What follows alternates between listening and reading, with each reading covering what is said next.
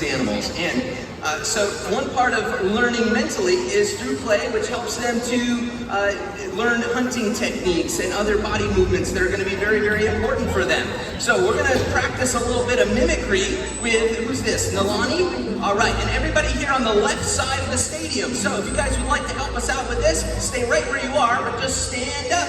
This is going to be a little game of killer whale follow the leader. You guys are all the leaders, and Stacy, which behavior are we going to be leading Nalani in?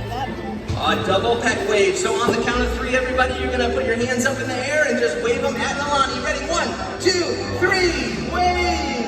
And she's got it! Excellent job, everybody. You guys can have a seat. As you can see, Nalani was paying very close attention to you guys. Killer whales have great eyesight both below and above the water and can often be seen jumping completely out of the water to get a better look around. All right, right side of the stadium, it's your turn to help us out. So if you guys want to help, stay right where you are, but just stand up. We've got an even bigger jump for you guys. It's called a side reach. Let me show you the hand signal. You're going to put your goalposts up in the air and throw them over your left shoulder, just like that. With Malia, 1, 2, 3. There it is. Now, killer whales will reach for a variety of reasons, whether that's to get a better look around, to scratch an itch, or let the other whales in the area know that they have arrived. Yeah, they're over there. Let's hear it for our 3 female killer whales, everybody!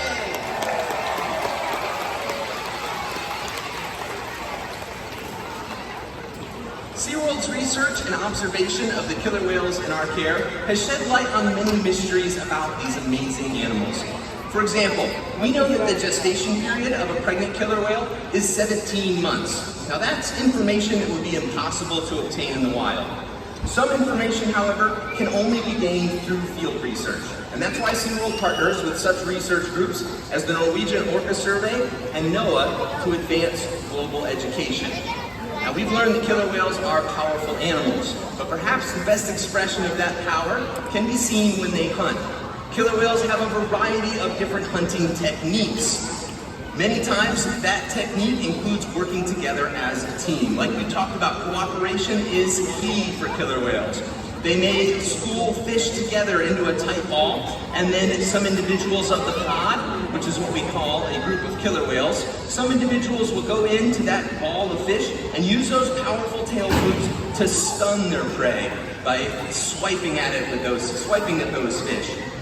Other techniques that they use, working together again as a team, have been seen where killer whales will actually beach themselves. They'll ride waves up onto a beach and use that wave to go up further on the beach and grab prey right off the beach. And then they learn through their skill and learning from other members of their pod how to not get stuck on that beach.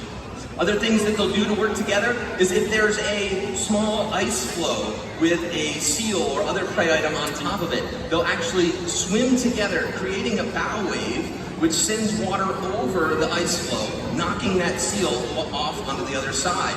Now, what if that ice floe is really big and there's not enough whales to create a big enough wave to knock the seal off? Well, it's also been observed that if the ice is thin enough, they'll swim at a high rate of speed underneath that ice floe, and the wave that they create will actually crack the ice floe into smaller pieces so that they can get to that. So these are very, very smart animals using highly sophisticated and coordinated efforts to do their hunting of their prey. Now, at the moment, it looks like our 3 female killer whales are still swimming out here in the front area. So this gives me an opportunity to talk a little bit more about our training techniques, because what we were hoping, what we asked the whales to do, is we asked those 3 girls to go through that door on the back left, under the archway, right where Malia is, and head into one of those adjacent pools. They were going to close that door and then open the other door so we could introduce you guys to our 2 male killer whales. But it looks like the female killer whales said, nah, we'd rather just take over the whole area. And is that okay? Yes, that's okay. Like we said, yeah, our whales always have a choice. So whether we're asking them to do a big jump or we're just asking them to sit nicely so we can close the door, it is all up to them. And if they don't want to do it, they don't have to do it. So what does that mean for us? Well, that means that we just kind of wait until they are ready to do what we're hoping they'll do. Now, how long will that be? I have no idea. Sometimes it's 30 seconds, sometimes it's 30 hours. So we're not going to ask you guys to stay here for that entire time. But what our trainers are doing at the moment is they are looking for an opportunity, right? These whales communicate a lot to us, even by just how they're moving around their environment. Any vocalizations that they're making, who they're swimming with, where they're swimming.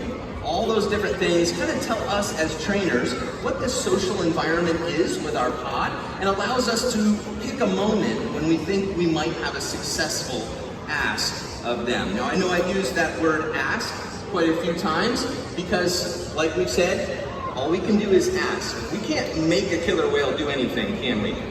No, we can't, right? They're a lot bigger than us. So we need to use those training techniques to be able to ask a question, and hopefully they'll want to answer it with what we want the answer to be, all right? So we're going to give them a few more minutes to swim around and do their own thing while we learn a little bit more about the training process as well. So we have a variety of tools. We talk a little bit about how we communicate with the whales using those underwater tones, our hand signals, the whistle that I mentioned. Here's another tool I'd love to share with you guys. You saw us using it in the opening of the show. We call this a target pole because it's a pole with a target on the end, right? And just like any target, you're trying to hit it, right? Well, in the case of what we're doing with the whales, timeout, Lauren says. Okay, excellent. Let me finish my thought. All right, so we're asking them to touch the end of this target pole with their rostrum. So we can use that as a way of showing them where we want them to do something or how high we want them to be, a variety of things like that. All right, so it looks like our trainers have been watching the whales here for a little bit, and based on the whales' behavior and our experience with doing training sessions with these animals, we've decided that it's not worth asking them anymore. They've probably asked a few times back there and gotten the same answer. So as trainers, we want to be good trainers, and there's no reason for us to keep asking the same question if it's going to be the same answer. So they've decided to give the whales a longer period of time to have their own time and do whatever they want to do, and that is totally okay, and that's us being good trainers. So we want to thank you guys. We did get to see quite a bit of the Orca Encounter presentation here and learn a lot about how we work with these animals, how we train them, how we take care of them, and how important those relationships are. So I want to thank you guys.